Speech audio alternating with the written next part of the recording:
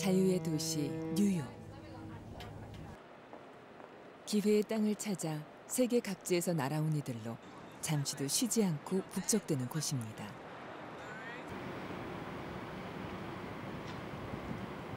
뉴욕엔 이름난 기독교 명문 대학들도 많은데요. 이름만 들어선 그리 친숙하지 않은 뉴브런스윅 신학대학. 하지만 이곳은 우리나라와 아주 깊은 인연을 지닌 학교입니다. 도서관 한쪽에 고이 모셔진 한 남자의 흉상과 한글 성경. 이곳은 바로 한국 선교의 아버지 언더우드 선교사의 무교인 것입니다. 어두운 땅 조선에 복음의 빛을 열었던 선교사. 하지만 그가 처음부터 조선 선교를 자원한 건 아니었습니다.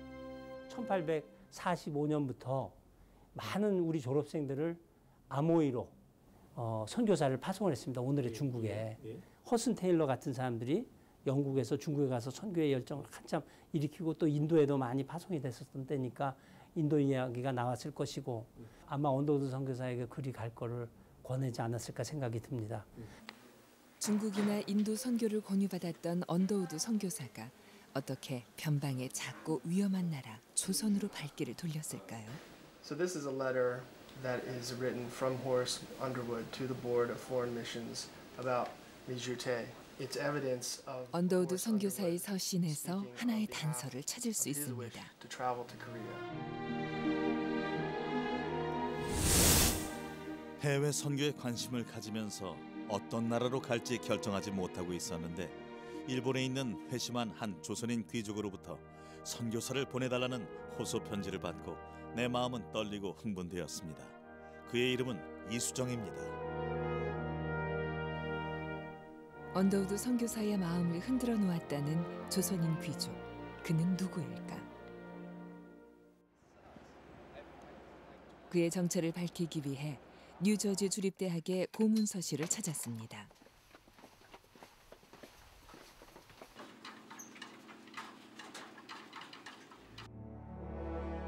은둔의 땅 조선을 최초로 서방 세계에 알렸던 동양학자 윌리엄 그리피스.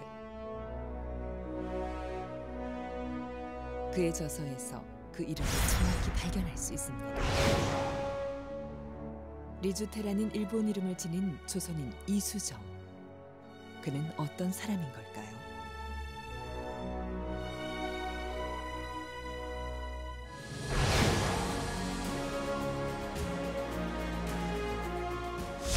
일본에 거주하며 한 통의 편지로 언더우드 선교사뿐 아니라 미국 교계를 뒤흔들어 놓았던 인물.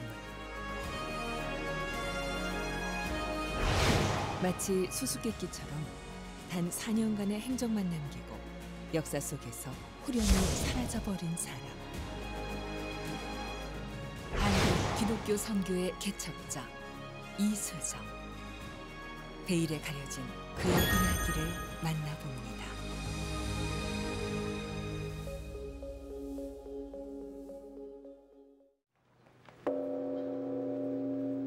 일본의 천년고도 교토.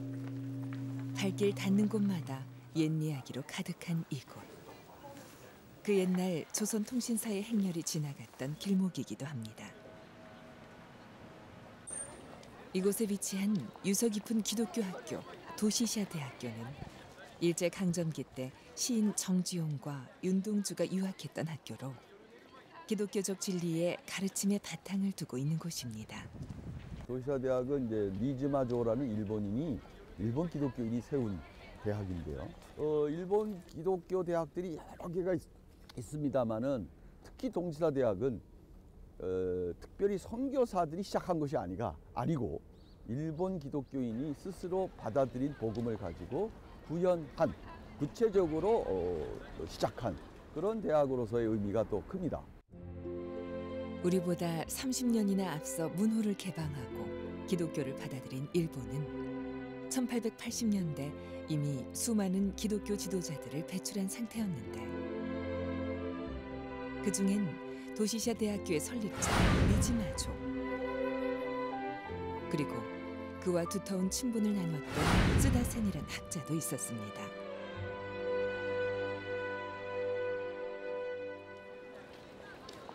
미국과 유럽에까지 유학을 다녀온 저명한 학자 스다센에게는 당시 조선인들이 배움을 청하러 오기도 했는데요. 도시샤 대학 고문서 자료관에서 그 기록을 찾았습니다.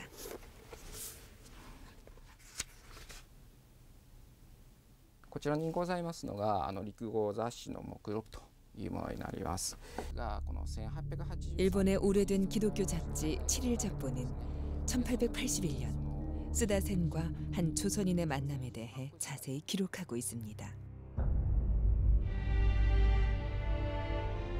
스다센이 조선인 손님에게 마태복음 5장이 담긴 족자를 선물하려고 했다. 그러나 조선인 손님은 제가 일본으로 올 때 예수교는 절대 받아들이지 않겠다고 서약했기에 지금은 가져갈 수 없습니다. 라고 답했다. 그는 당시 일본의 선진 문물을 시찰하기 위한 신사유람단의 일원 안종수라는 인물이었습니다. 안종수는 스다센으로부터 선진 농업 기술을 전수받으며 기독교 복음도 함께 전해들었던 것입니다.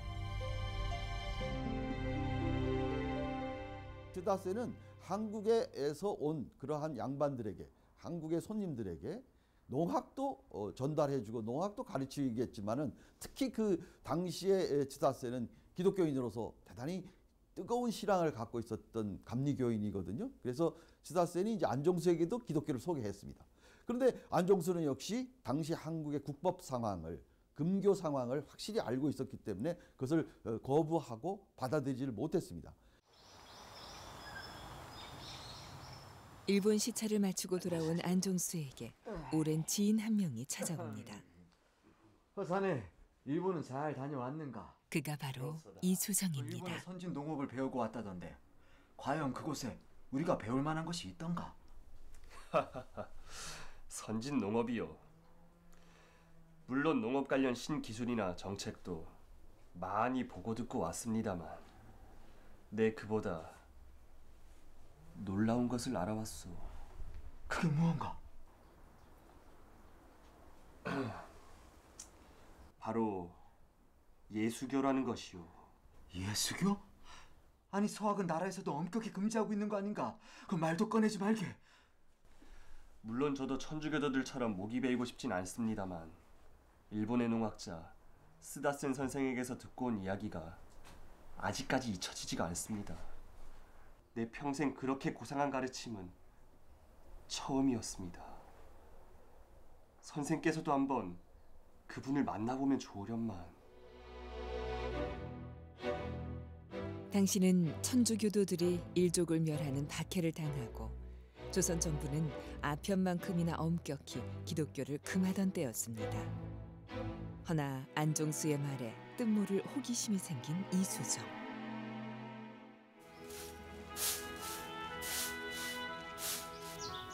그는 대유학자 이병규의 아들로 태어나 어릴 때부터 한학에 출중한 것으로 이름난 선비였습니다.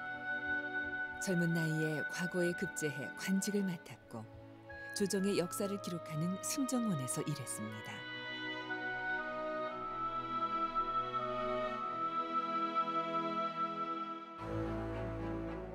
(1882년) 조미 수호 통상조약을 비롯해 거스를 수 없는 시대의 거센 물결 앞에 쇄국의 빗장을 풀고 문호를 개방한 조선.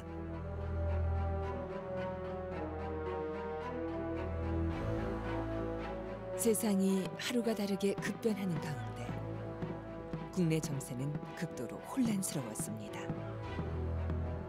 개화파와 수구파의 대립은 극에 치달았고 1882년 양측의 격돌이 조정 내 군대에서 최초로 일어나게 됩니다. 일본의 후원으로 창설한 신식군대 별개군과의 차별대우에 분노한 부식군대가 일으킨 이무군란.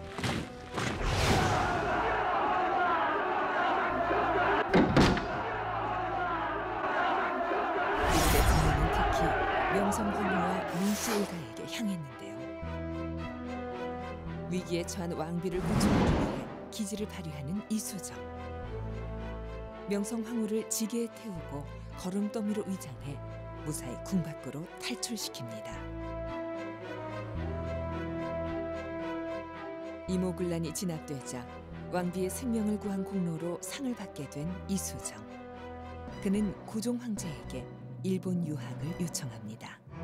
이때 이미 이수정은 서양 문물에 대한 그 깊은 관심을 갖고 있었습니다.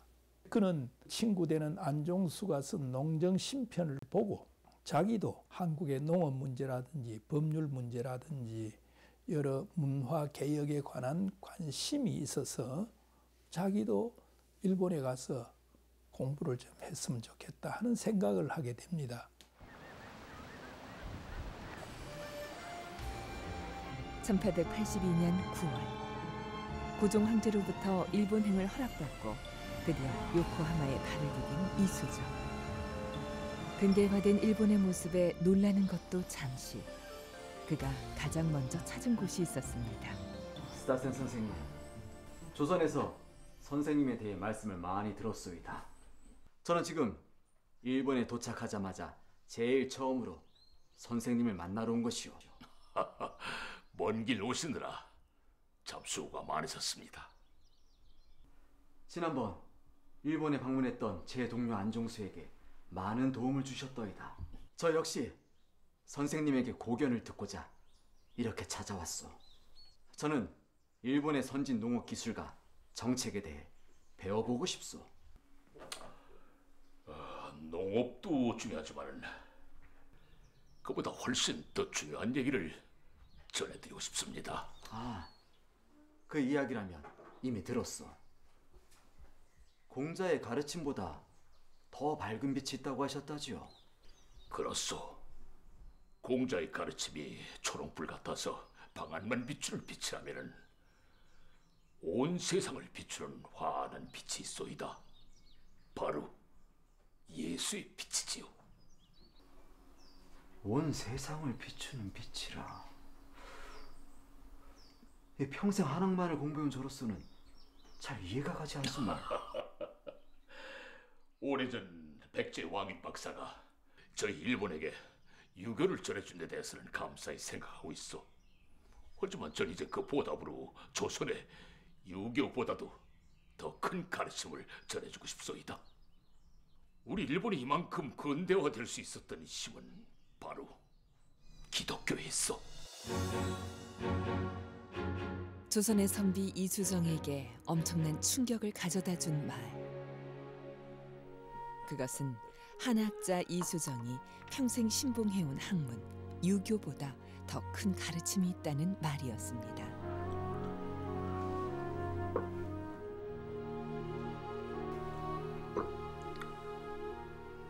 아니, 그런데 저건 무엇이오?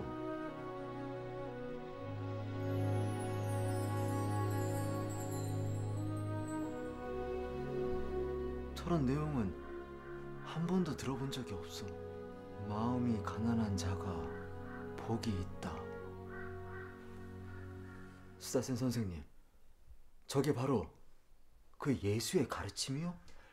그렇소. 마음이 가난한 자는 복이 있나니 그들이 천국을 얻을 것이요, 또 애통하는 자는 복이 있나니 그들이 위로를 받을 것이라. 이것은 산상수훈이라는 것인데 예수께서 산에서 직접 가르쳐 주신 예수교의 핵심적인 진리입니다. 사람이라면 누구나 쓰다센 집 벽에 걸려있던 마태복음 5장 산상수훈의 말씀은 이수정의 마음을 더욱 흔들어 놓았습니다. 마음이 가난한 자, 또 애통하는 자가 복이 있다고. 유교적 도덕률에만 익숙해져 있던 그에게 산상수훈에서 말하는 팔복은 낯설지만 신선했습니다.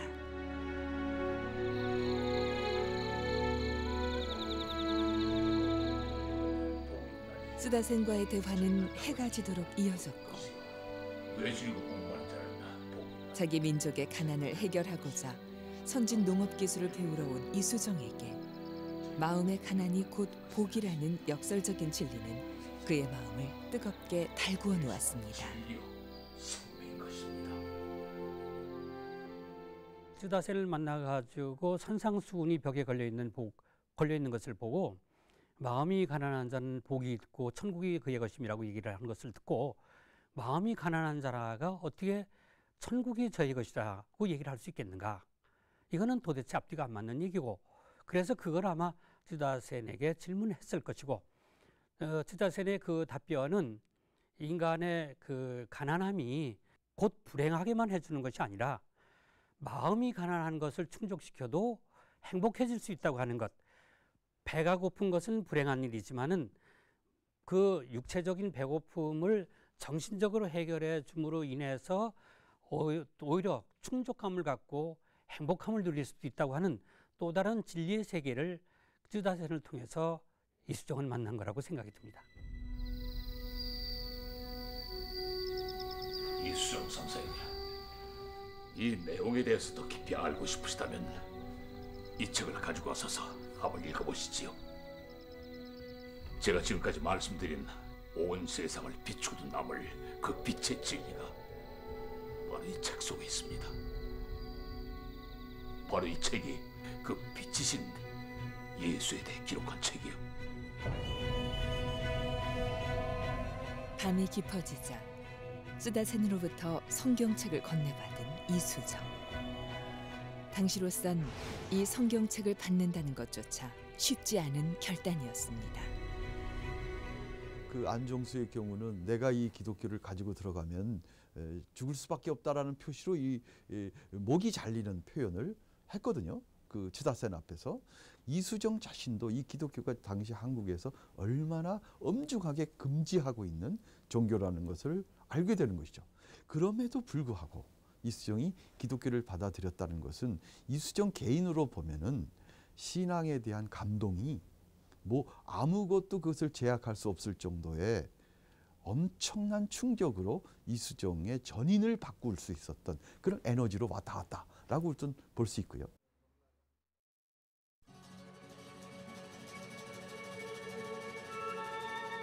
도시샤 대학의 설립자 니지마조. 그의 생가는 130년 세월을 뛰어넘어 오늘날까지 잘 보존돼 있는데요. 이곳에 쯔다센의 산상수훈 족자가 걸려 있습니다. これは新約聖書の最も有名なマタイによる福音書5章の3節以下の三条の説教というところです。心の貧しい者たちは幸いである。天国はあなた方のものであるというそういう聖書の箇所です。でこの聖書の箇所、漢文で記されていますけれども、津田仙が新島城に送ったものです。 이수정에게 깊은 감명을 주었던 쯔다센의 산상수훈 족자가 친구인 니지마조에게 전해진 건데요.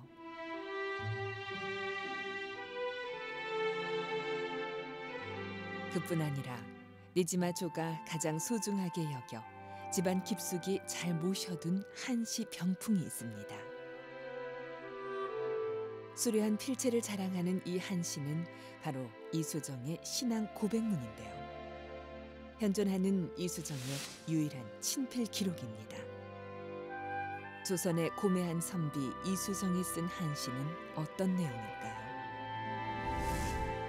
사람에게 하나님을 믿는 마음이 있는 것은 나무에 뿌리가 있는 것과 같고, 하나님을 공경하고 말씀을 믿으면 꽃이 피고 얽히고 설킨 가지마다 열매가 가득하니 깊이가 있고 심이 크고 달도다. 이수정은 초심의 신앙심 자체가 대단히 성숙된, 대단히 깊은 신앙의 단계였다 이렇게 보여지고요. 그리고 이수정은 특히 한국의 대표적 유학자로서 깊은 학문과 철학에 대한 소양이 있기 때문에 기독교 진리를 받아들이자마자 자기가 갖고 있었던 문학적이고 철학적인 지식과 학문이 전부 녹아져서 그 신앙이 이 한시로 표현될 수 있었다 이렇게 볼 수 있습니다.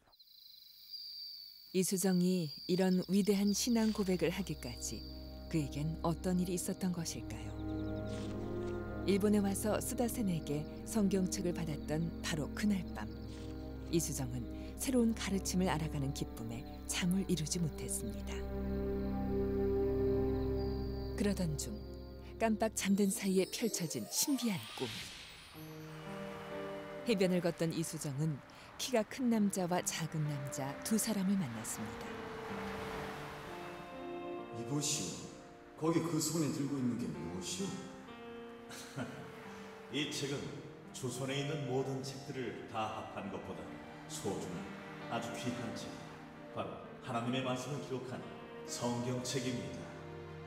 조선에 있는 그 어떤 책보다 귀한 책?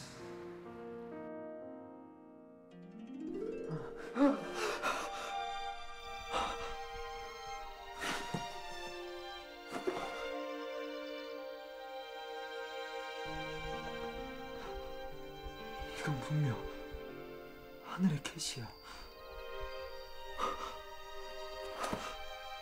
이상하게 가슴이 뜨거워서 견딜 수가 없어.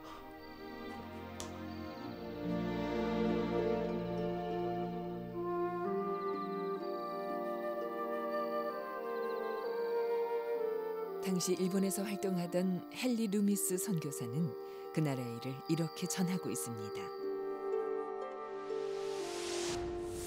이수정은 어느 날 꿈을 꾸었습니다.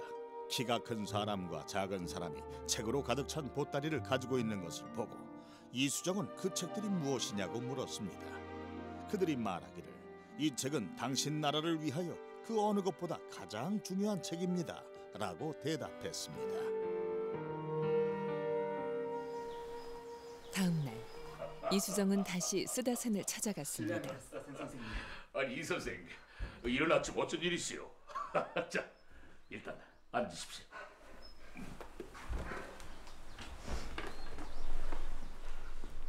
간밤에 아주 놀라운 꿈을 꾸었어.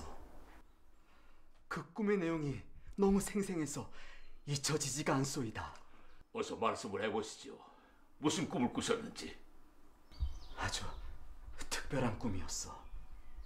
두 사람이 책을 가방에 가득 놓고 있었어. 그 책은 조선의 모든 책들보다 중요한 성경책이라 하더이다. 그들의 입술에서 나오는 말과 그 책들이 눈에 선하여 지금도 마치 생시처럼 느껴지오. 오, 얘기를 듣고 보니 그 꿈은 인간의 머리에서 나온 것이 아니라 하늘의 신비한 계신 것만 같소. 너무나도 놀랍소. 그리고 선생님이 제게 준 이 책, 성경책에서 저는 대도를 발견했습니다. 앞으로 예수교에 대해 좀 더 알아가기를 원합니다. 성경 속 진리의 빛이 이수정의 마음을 비추자 오랜 세월 굳어진 한학자로서의 신념마저 모조리 깨어지는 순간이었습니다. 그가 성경에서 발견한 태도는 조선에서의 지위와 안정된 삶, 심지어 목숨과도 맞바꿀 만큼 크고 놀라운 가치였던 것입니다.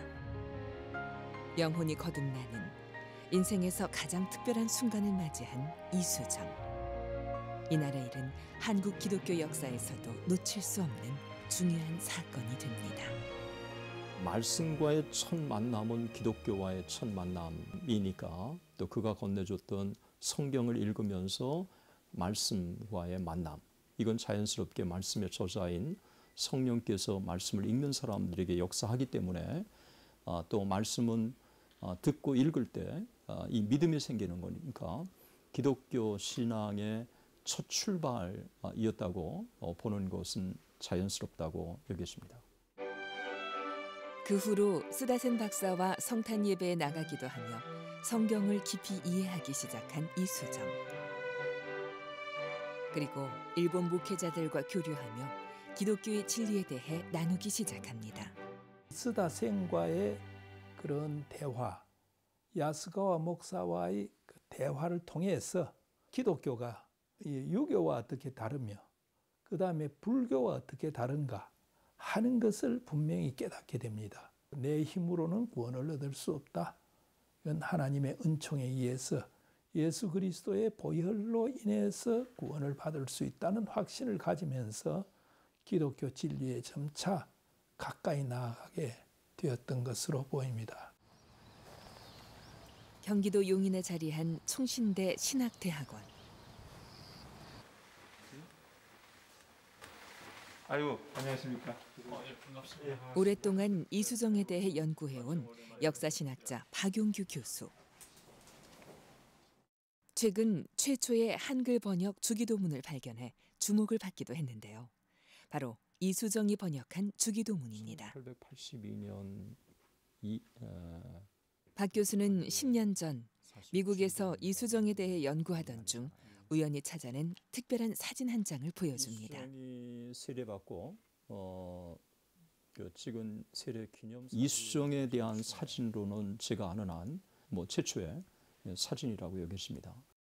맨 가운데 이수정이가 있고 헨리 루미스, 조지 낙스 선교사가 있고 야스카와 목사님이 있습니다.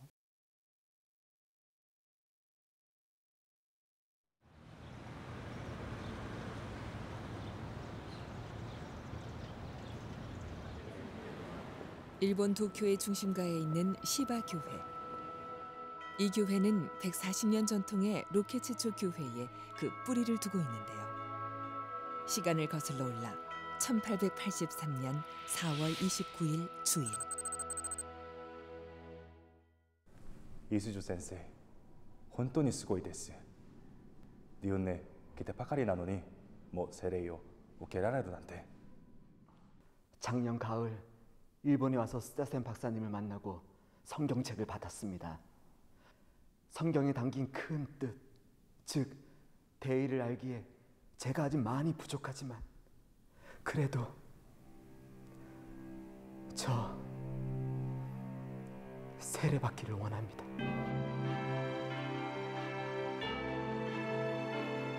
이수정의 세례식은 당시 일본에서 활동하던 미국인 선교사들까지 입회할 정도로 많은 관심을 모았습니다.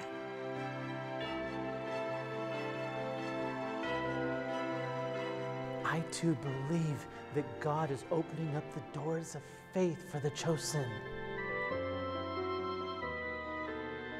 기독교를 엄격히 금하는 조선의 관리로서 목숨까지 걸어야 했던 결단. 이수정이 일본에 온 지 단 7개월 만의 일이었습니다.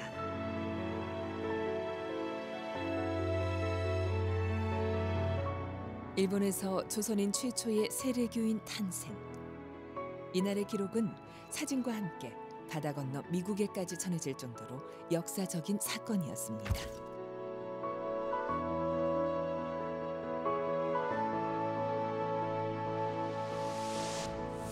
한국 사절단 일행 가운데 한 사람이 최근에 동경에서 세례를 받았습니다.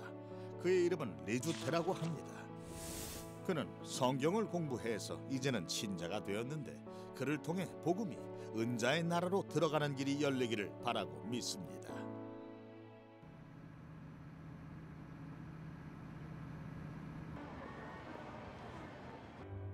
드디어 세례교인이 된 이수정. 함께 온 신사유람단 일행이 모두 귀국한 후에도 홀로 일본에 남았는데요. 세례받은 후 그의 행적은 어땠을까요?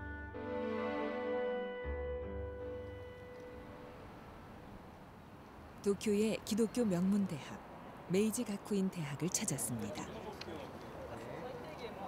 1886년 미국 선교사 햇번에 의해 세워진 학교로 우리는 이곳에서 중요한 자료를 찾을 수 있었습니다. 아리가또 고자이마스. 이 앨범 안에 우리 이수정 관련 자료 중에서 가장 중요한 자료가 여기 있습니다. 바로 이 사진입니다. 네. 1883년 도쿄에서 열린 일본 기독교인 대침묵회의 단체 사진. 한가운데 앉은 이수정의 주위론 스다센 박사를 비롯해 당대 쟁쟁한 기독교 지도자들이 자리하고 있습니다. 그 사진을 보면은 이제 맨 앞줄에 맨 가운데 이수정이 한복을 입고 정자관을 쓰고 그야말로 의관을 정대한 상태에서 이제 그 앉아서 사진을 찍지 않습니까? 이 조선인 기독교인에 대한 손님으로서의 최고의 예우를 했다. 이렇게 보여져서 이수정을 가장 중요하게 맨 앞줄에 특히 이 친목회 하나의 장로라고 볼 수 있는 장나라가 볼 수 있는 츠다센 바로 옆에 앉았는데요. 또 이수정 자신의 이 품격을 보더라도 일본인들의 일본 옷과 일본 의관을 정제한 사람들 사이에서 조선인의 기백을 그대로 표시하면서 두루마기와 정자관을 쓰고 이렇게 앉아서 함께 사진을 찍었다는 것만 봐도 이수정으로서는 이 친목회 참석 자체가 이미 조선의 대표로서의 품격을 유지하고 있었고 그 기백을 살리고 있었다. 이렇게 볼 수 있는 거죠. 당시의 신문기사에 따르면 기독교인 대친목회에 초대된 이수정은 즉석에서 대표 기도까지 요청받은 것으로 전해집니다. 명망 있는 일본 기독교 지도자들과 수많은 일본인 신자들 앞에서 그는 양해를 구한 뒤 조선어로 대표 기도를 올려드립니다. 비록 언어는 통하지 않았지만 그의 간절한 기도는 함께한 이들의 마음을 뜨겁게 하기에 충분했습니다. 교토의 도시샤 대학교. 당시 이수정의 대표 기도에 특히 깊은 감명을 받은 이가 있었습니다. 内村勘三新興国全集ということの2番のこちらの方の本に、はい、こちらの方の本の63ページになるんですが、この1883年にキリスト教徒の大会が行われたんですね。でその時にその出席者の中に一人の朝鮮人韓国人がいたと。この中3によればその韓国人というのはリ・スジョンであったということが書かれております。 그 자리에 참석했던 인물 중에는 회심기라는 책으로 유명한 우치무라 간조도 있었습니다. 그는 자신의 회고록에 그 순간의 일을 이렇게 기록하고 있습니다. 그는 자기 나라 말로 기도를 했는데 우리들은 그 마지막에 아멘 하는 소리밖에 알아듣지 못했다. 하지만 그 기도는 무한한 힘을 가진 기도였다. 그가 이곳에 출석했다는 사실과 또 그의 말을 알아듣지 못한다는 사실이 이 장소와 광경을 오순절의 기적같이 느껴지게 했다.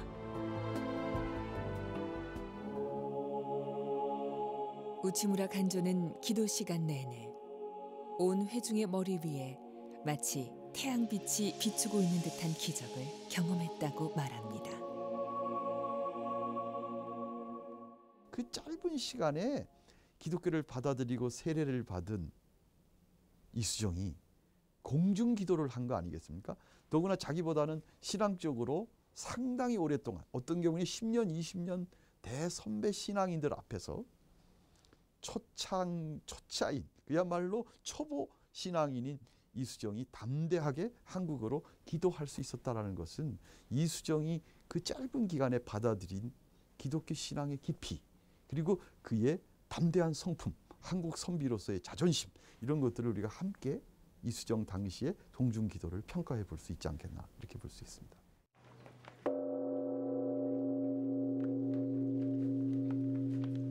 많은 사람을 놀라게 한 대표기도 사건 이후 조선에서 온 선비 이수정의 이름은 일본 사회에 널리 알려집니다. 심지어 과자점에서 이수정의 이름과 친필을 활용하기도 했습니다. 이수정의 일거수일투족이 그 7일 잡보를 중심으로 계속 보도가 됩니다. 그중에 재미있는 내용 중에 하나는 일본의 화가자를 만드는 곳에다가 그 이수정이 아마 그 축복의 그 메시지가 있습니다. 그 글자를 아마 포장지에 활용을 한 걸로 보입니다. 근데 그 포장지에 활용을 한 그 과자 가게가 엄청난 성업이 되고 크게 돈을 벌어서 아주 그 결과가 좋았다라는 내용이 나오거든요. 포장지에 이수정의 친필 덕담과 서명을 써서 판매한 과자는 그야말로 선풍적인 인기를 모았습니다. 조선인 이수정은 쓰노니 청컨대 하나님의 은혜로 신앙의 축복을 받으며 이 상업이 번창케 되어 주일도 잘 지키며 상업가의 큰 모범이 되기를 바랍니다. 당시 일본인 학자라면 누구나 이수정의 휘호를 받기 원했고 이수정의 뛰어난 학식과 신앙을 존경했습니다.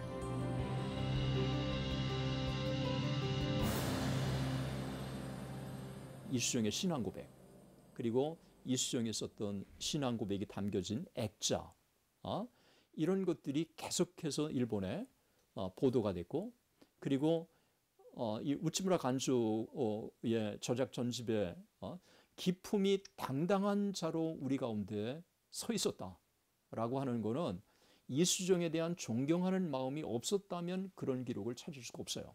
최초의 한류 스타라고 볼 수가 있고요. 뭐 윤사마 저리 가라 할 정도로 그 당시에 이수정은 상당한 한국에 대한 붐, 한국의 선교에 대한 관심, 이 모든 것들이 일으킨 주역이었다고 저는 보아지는 거죠. 일본 도쿄의 중심에 자리한 도쿄 외국어대학교. 150여 년의 역사와 전통을 자랑하는데요. 여러 학과들 중에서도 학교의 역사와 함께 시작된 오래된 학과가 있습니다. 바로 한국어학과. 최근 들어 한국어학과는 더욱 인기가 높아졌습니다. 한국어에 관심이 있고 그 중학교 때 배우기 시작했어요. やっぱり現代のドラマとか、音楽とかが好きで、あとは韓国語自体に興味があります。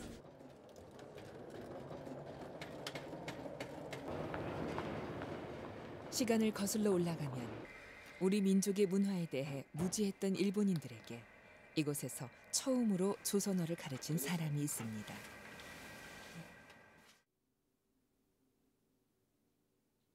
도쿄外国語学校一覧という名称の資料になりまして、明治15年、16年、そして明治16年、17年の当時の東京外国語学校の様子を記した資料になります。朝鮮語学イ・スジョン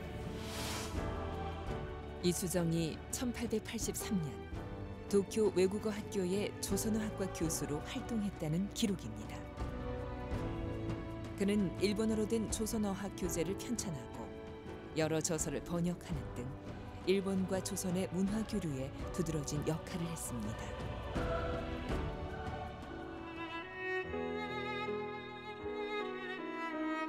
일본에서 그의 위상이 높아질수록 그만큼 그의 고민도 깊어져 갔습니다. 이수정의 마음속에 사무치는 아픔은 오직 하나. 어둠 속을 헤매고 있는 우리 민족의 운명이었습니다. 이 복음의 시대에 우리나라는 눈에 띄지 않는 지구촌의 한 구석에 붙어 있어 아직까지 기독교의 축복을 누리지 못하고 있으니 이 얼마나 불행한 일인가. 통탄할 노릇이로다.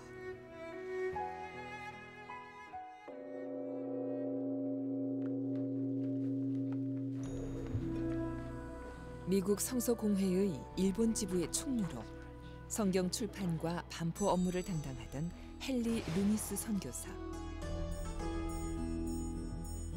어느 날 이수정이 급히 그를 찾아옵니다. 루미스 선교사님, 루미스 선교사님. Oh, Rijute, what brings you here? 제가 오랫동안 고민하던 일에 하나의 실마리가 떠올랐습니다. 저는 그동안 제가 깨우친 이 말씀을 저 혼자 알고 있는 것이 너무 안타까웠습니다. 우리 민족도 진리의 세계로 인도하고 싶은데 방법이 없을까 하던 차에 좋은 생각이 떠올랐습니다. 바로 성경을 한글로 번역해서 전해주는 것입니다. That is indeed good news. The American Bible Society was planning on translating the Bible into Korean so everybody can read it. In fact, all the necessary funding for publishing the Korean Bible is ready, so we can start spreading the good word as soon as possible. 성교사님, 그게 정말입니까? 이런 놀라운 일이 있다니요. 루미스 선교사 역시 이미 계획하고 있었던 한글 성경 번역. 이수정은 그 계획에 꼭 필요한 한 사람으로 준비됐던 것입니다. 이수정은 일본에 있으면서 일본인들을 가르치는 교수가 되지 않습니까? 그러면서 조선 양반으로서 한국에 기독교가 필요하다 이런 것을 느꼈는데요. 원래는 목적이 성경 번역으로 일본에 간 건 아니지 않습니까? 농업을 공부하고 근대 문명을 공부하기 위해서 갔는데 거기서 판단은 뭐냐? 문명을 공부하는 것보다는 성경을 번역해서 먼저 주는 것이 더 중요한 일이다라고 판단을 한 것이죠. 이수정은 루미스 선교사와 함께 바로 성경 번역에 착수하게 됩니다. 그는 마가복음부터 한글로 번역하기 시작했는데요. 그 열정이 대단해 매일 하얗게 밤을 지새우기 일쑤였습니다.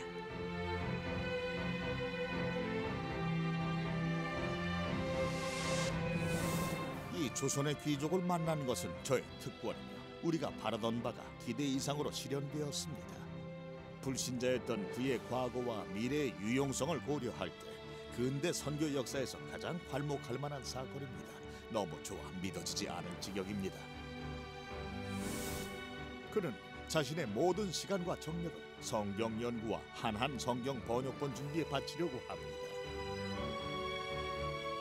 이수정은 신약의 서신서가 매우 어렵지만 만족할 만한 정확한 의미를 찾을 때까지는 한자도 쓰지 않겠습니다라고 저에게 말했습니다.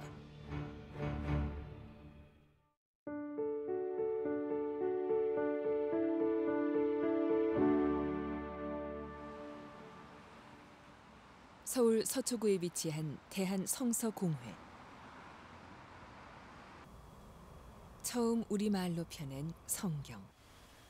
존 로스 선교사의 성경을 비롯한 다양한 성경들 가운데 금고 속에 깊숙이 보관된 오래된 성경 한 권이 있습니다. 조선인이 직접 번역한 것으로는 최초의 성경. 이수정의 마가복음 언해입니다. 국한문 혼용체로 번역된 이 성경은 당대 조선의 지식인층과 양반 계층의 눈높이에 맞춘 잘 정제된 문장이 특징입니다. 마가복음 성경이 완성되기까지 오로지 성경 번역에만 몰두한 이수정. 일본 정부에서 제안한 일자리조차 거절할 정도였습니다. 성경 번역은 이수정에게 그만큼 중요하고도 우선적인 사명이었습니다.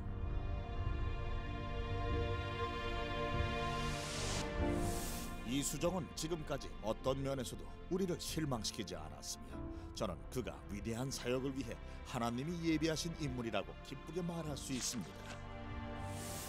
최근 이수정은 일본 정부를 위해 일하면 한 달에 120엔을 주겠다는 제안을 받았습니다. 이수정은 거듭된 이런 제안을 모두 거절했으며 미국 성서공회로부터 보수 50엔만 받고 있습니다. 그는 현재 마가복음 6장까지 번역을 완성했습니다.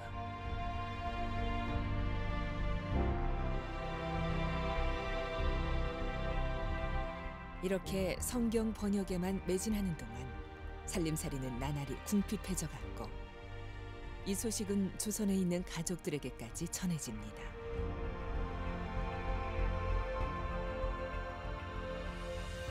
결국 이수정의 동생이 바다를 건너 찾아오는데요. 자, 들게나. 형님, 조선에서는 남부럽지 않게 살던 양반이 여기서는 왜 이러고 있소? 빚도 많이 지으셨다지요. 그래, 배 타고 오는데 힘들지는 않았는가? 아이고 형님, 이건 또 뭡니까? 우리는 형님이 일본에서 상업 기술이나 농업을 공부하는 줄로만 알았습니다. 그런데 이게 무엇이오? 서학을 배웠다간 배가 망신하는 줄 모르시오? 숙부께서 천주교를 믿다가 가산을 못 쓴다고 처참하게 죽임을 당한 것을 어찌 잊으셨단 말입니까? 나는 목숨까지 바칠 각오가 되어 있다. 그러니 그 이야기를 할 것 같으면 그만 돌아가거라. 형님, 일본의 근대 문물을 배우러 와서 어쩌다가 이런 이상한 도에 빠지게 되었습니까?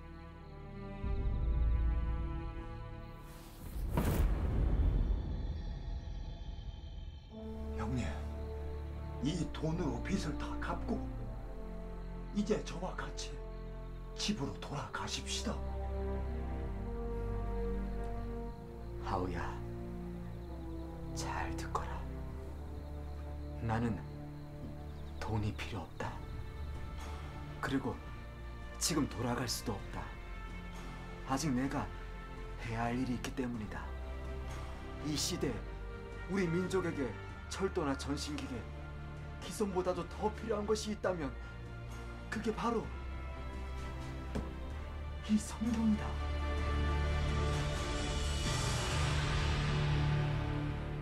무엇보다도 중요한 것은 이수정 선생님 자신의 열망입니다.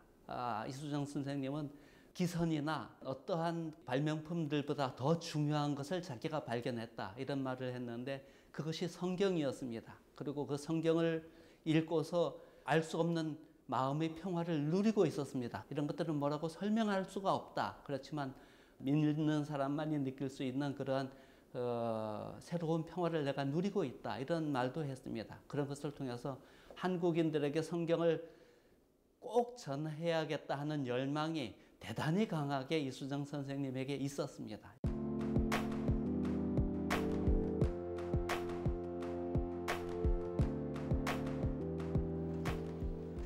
우리나라 최초의 감리교 선교사 아펜젤러 선교사의 모교, 미국 뉴저지의 드류 대학교.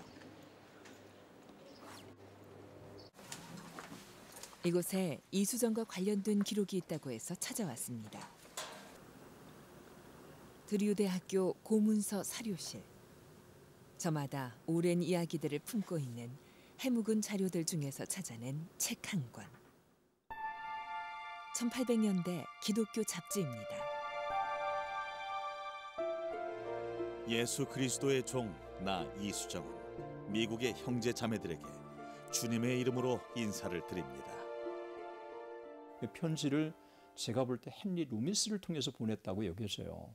그 편지 날짜가 1883년 12월 13일로 되어 있습니다. 그러니까 1884년 2월 달에 바이블 소사이티 레코드에 실리게 되고, 근데 그 편지 내용을 보면요, 굉장히 당당해요. 어떻게 세례받은 지 1년도 되지 않은 사람이 나 예수 그리스도의 종 이수정은, 이렇게 바울 서신에 나오는 인사말처럼 도전적으로 아주 확신에 차서 이 호소의 편지를 써요. 일본에 간 지 채 2년도 안 된 시기에 이수정은 미국의 그리스도인들에게 무엇을 호소하고 싶었던 걸까? 그런데 이 편지에 민감하게 반응한 한 신학생이 있었습니다. 뉴 브룬스위크 신학교에 있는 한 학생으로부터 1884년 2월 일본에 거주하고 있는 회심한 한국인 귀족 이수정의 호소에 응답해서 이수정의 편지를 읽고 마음이 움직인 한 학생이 조선 선교를 자원하고 나섰는데요. 총신대 박용규 교수는 그 학생이 바로 언더우드 선교사라고 설명합니다. 그러니까 여기에 뉴 브룬스윅 신학교에 다니는 어스튜던트라고 하는 것이 바로 언더우드를 지칭한다고 하는 것은 그가 남긴 편지와 기록들을 볼 때 거의 확실합니다. 우리는 좀 더 정확한 자료와 증거를 찾아보기로 했습니다. 필라델피아에 있는 미국 장로교 역사관.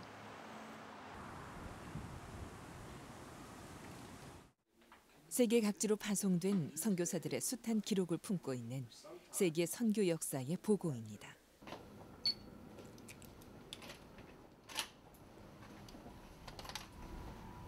(100년을) 훌쩍 넘긴 오래된 자료들로 가득한 고문서 사료실.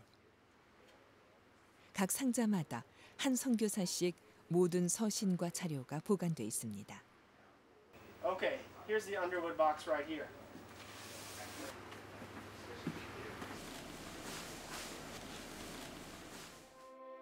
언더우드 선교사의 자료 속에서 발견한 선교사 지원 신청서. 이수정의 편지를 읽기 전에는 어느 선교지로 갈지 결정하지 못했습니다. 그러다가 이수정의 편지를 읽고 나의 마음은 떨리기 시작했고 상당히 흥분됐습니다. 하나님께서 나를 조선에 보내시려고 내게 말씀하시는 건 아닌가 하는 생각이 들었습니다.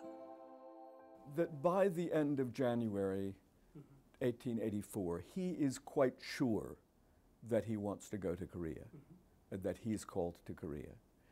So the sequence of events whereby he would have read probably in early January the letter from Ri Ju-tae, and by the end of January we have our first evidence that he's sure he wants to go to Korea.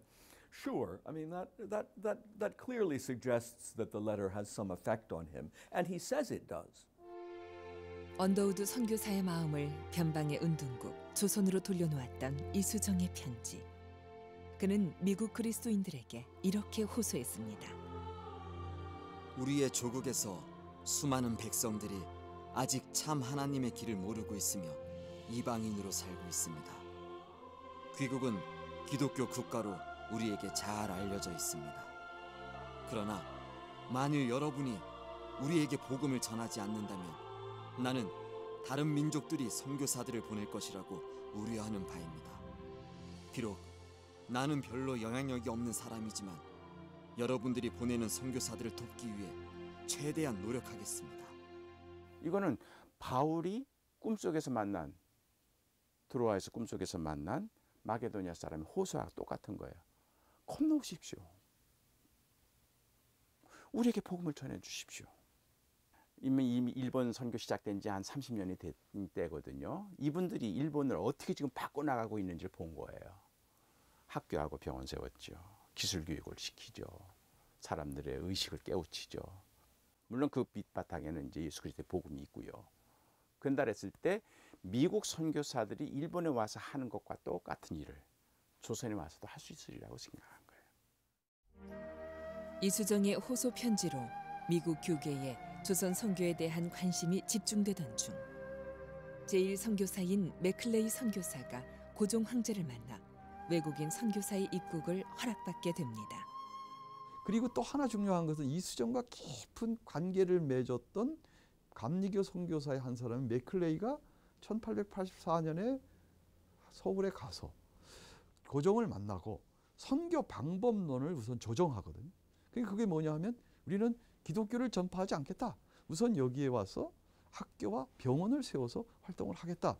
그러한 선교 방법론마저도 이수정과 제1선교사들 사이에서 검토되고 기획된 하나의 프로그램이다. 이렇게 볼 수 있습니다.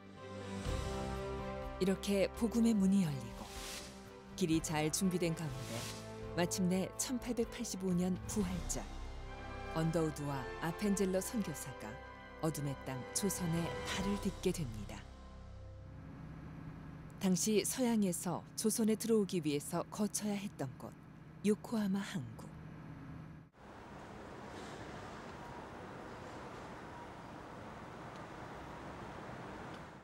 항구 가까운 곳에는 일본 최초의 개신교회 카이간 교회가 있습니다.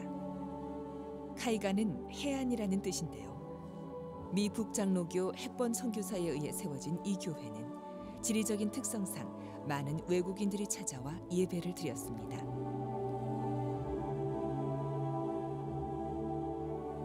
イース人のやったことをもう一度横浜との関係で見た場合ですね、横浜にたびたび来てたと思います。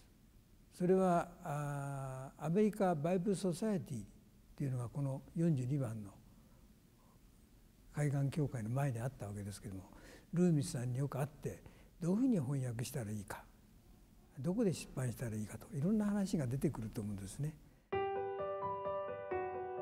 이수정은 성경 번역 작업을 하는 동안 요코하마에 있는 루미스 선교사를 종종 방문했는데요. 그러던 중 이곳에서 아주 특별한 만남이 이루어집니다.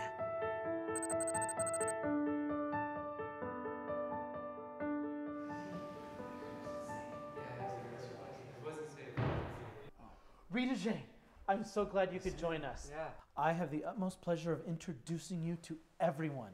This is Horace Underwood from the Northern Presbyterian Church of America. Nice to meet you.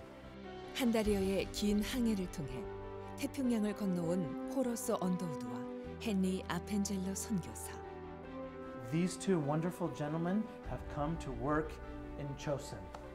They have come here to do medical care and education, and let's not forget spreading the gospel, just as you prayed for, Mr. Rita J. 드디어 우리 조선에도 광명의 빛이 비추었군요. 감사합니다. 미국에 선교사를 요청하는 호소 편지를 보낼 정도로 간절히 염원했던 이수정의 꿈이 드디어 이루어지는 순간이었습니다.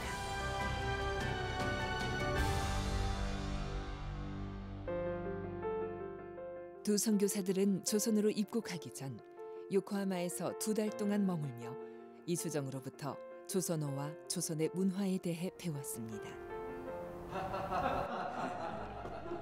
자, 다음은 인사말입니다. 안녕히 주무셨습니까? 안녕히 주무셨습니까? 안녕히 주무셨습니까? 주무셨습니까? 언더우드 선교사가 요코하마에서 이수정을 만나고 그리고 한국어를 또 배우게 되고 또 한국의 문화나 예술이나 그다음에 정치의 상황이 어떤지를 이수정만큼 정확히 꿰뚫고 있는 사람이 없었잖아요. 고종이나 이 왕실에 대해서 정확히 알고 있고 이 모든 것들의 정보를 일본에 있는 동안에 언더우드와 아펜젤러들의 이 선교사들에게 제공해 주었다고 보는 거죠. 언더우드 선교사님 같은 분이 결신을 해서 조선으로 오고 오는 과정에서 또 일본에서 이수정에게 이렇게 조선에 관해서 배우고 들어왔다고 하는 것, 이런 것이 굉장히 우리는 주체적으로 우리가 예수를 받아들이고 또 그 기독교를 끌어가려고 노력했다고 하는 좋은 증거라고 생각합니다.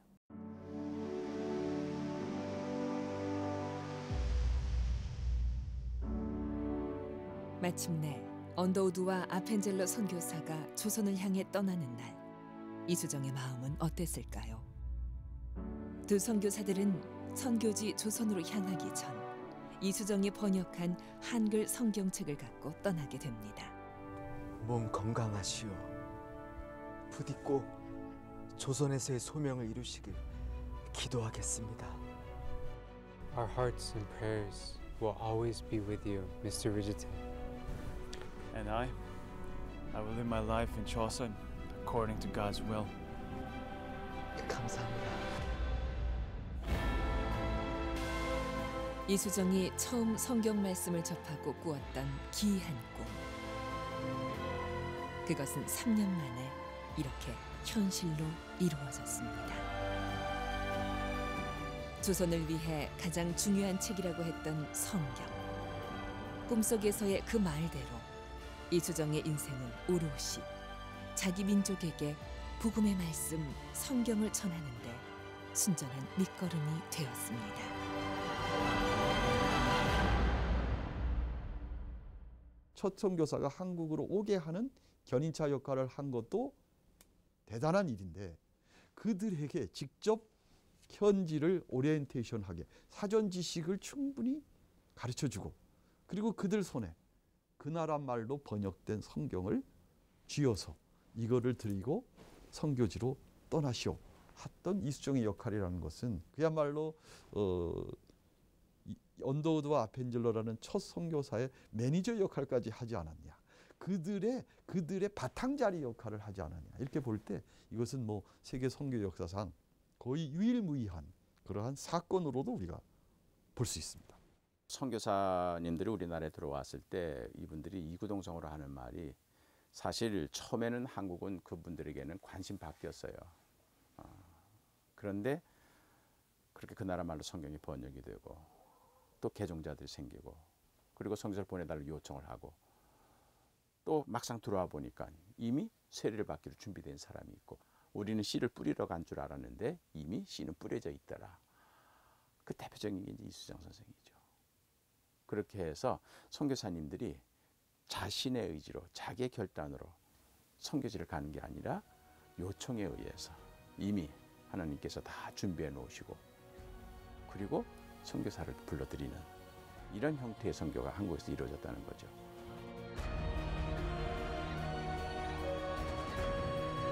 미국으로 보낸 호소 편지에서 이수정은 스스로를 가리켜 나는 별로 영향력이 없는 사람이지만 이라고 썼습니다. 하지만 그는 결국 한국 선교 역사에 가장 위대한 영향을 끼친 인물로 남았습니다.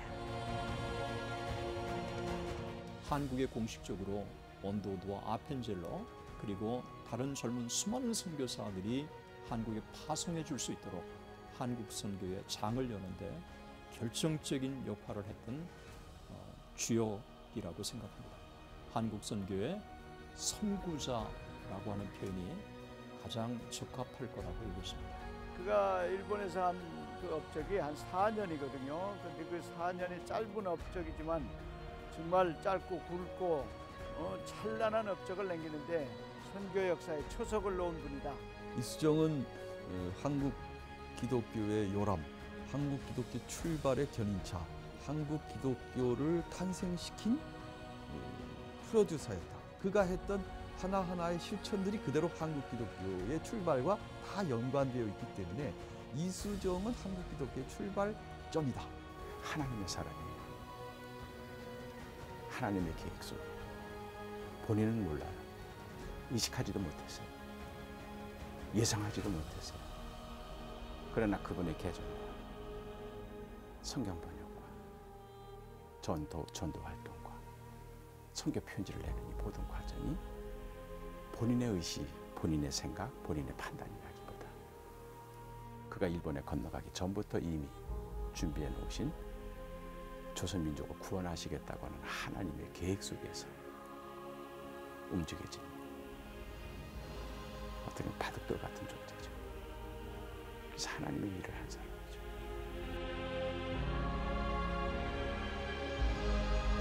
역사 속 수수께끼처럼 단 4년간의 기록만 남기고 간 사람.